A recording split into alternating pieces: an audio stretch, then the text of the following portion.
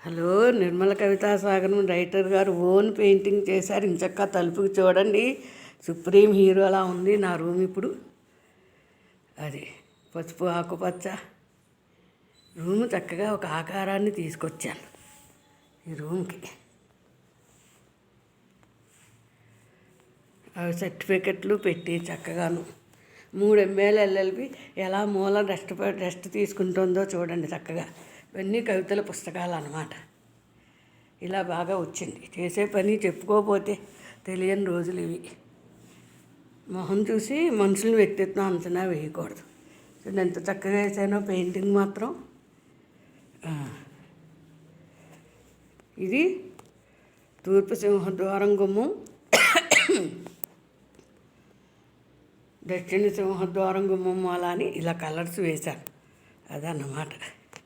తెలుపు ఆకుపచ్చ తూర్పు సింహద్వారం చాలా మంచిది. రవికి బుధుడు మంచోడు కదా, పడమరగా వస్తున్నాం. తెలుపు శుక్రుడు మంచోడు, లోపల ఎంట్రన్స్ అవుతుంటే అందుకు ఇలా వేసాం.